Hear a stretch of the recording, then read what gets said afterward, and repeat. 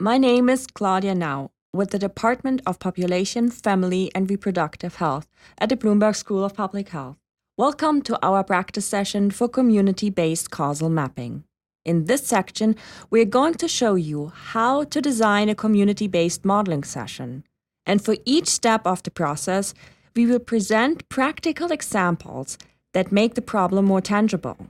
So the goal of this section is to provide you with practical guidelines and an example on how to design and conduct your own group-based causal mapping session.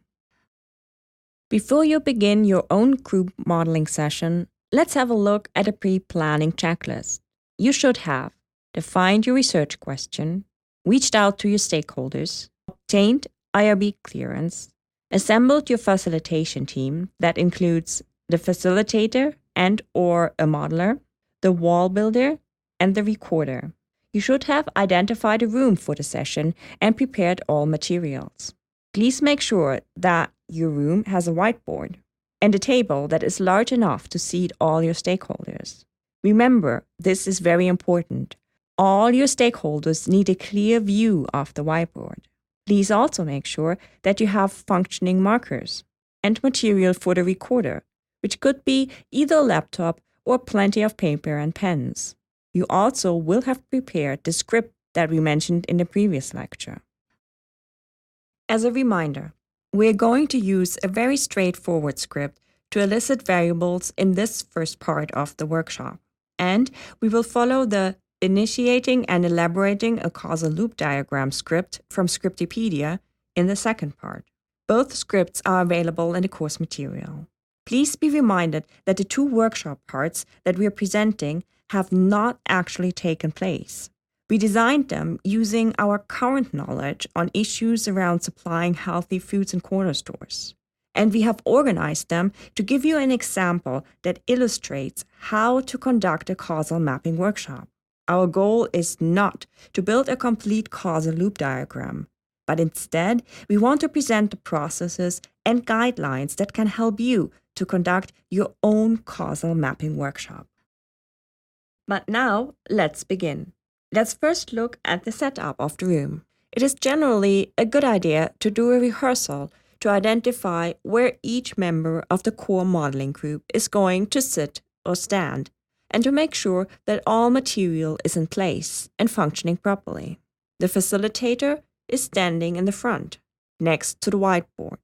The recorder should sit so that he or she can see and hear everyone at the table. That requires a clear line of sight of all participants and facilitation team members. The wall builder will write the variable names on pieces of paper and will then tape them to the whiteboard. Therefore, he or she needs to be able to move freely between the table and the whiteboard. Once you have rehearsed your positions, you are ready to welcome your participants. Give them a friendly welcome and tell them you appreciate their coming. This could sound something like this. Good morning. Welcome to our causal mapping session. I would like to thank you very much for your time and for agreeing to come work with us today.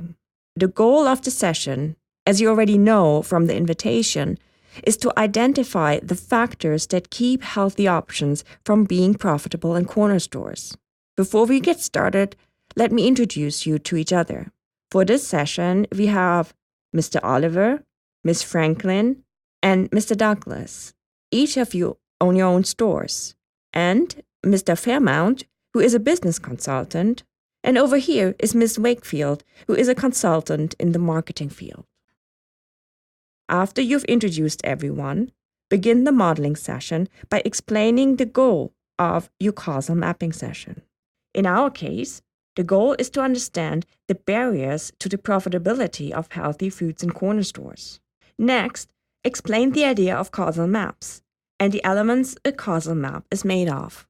A short PowerPoint presentation is a great way to do this. Now we begin to build the causal map. So, our problem is, why are healthy options not profitable in corner stores? And for our causal map, we define the problem variable as profit from healthy food options.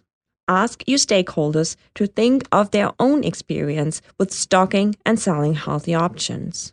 Ask them to think of causes why stocking healthy options has been profitable or unprofitable for them. Once your stakeholders have brought up and discussed an idea, the facilitator needs to prompt and help them to summarize the idea into a succinct variable name. The wall builder writes each variable on a piece of paper and puts them on the whiteboard.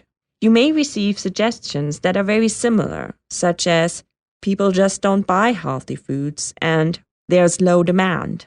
Well, these two statements sound essentially as if they were the same, and you need to ask your stakeholders which of these two statements they feel describes the issue most accurately. If you are planning to build a large causal loop diagram, it will be helpful to cluster variables by theme. This will facilitate discussing variable meaning and building the causal loop diagram. Once suggestions have slowed down, and before closing this part of the group modeling session, ask the group if there's something else they would like to include. Finally, we discussed the variables on the whiteboard. This is your chance to clarify any remaining questions and to prompt your stakeholders to help you understand the story behind each of the variables. Also, use this opportunity to make sure that all ideas are properly summarized as variable names. At the end, give a brief outlook on the next part of the workshop, where we will be building the actual causal loop diagram. And finally, thank participants and close the meeting.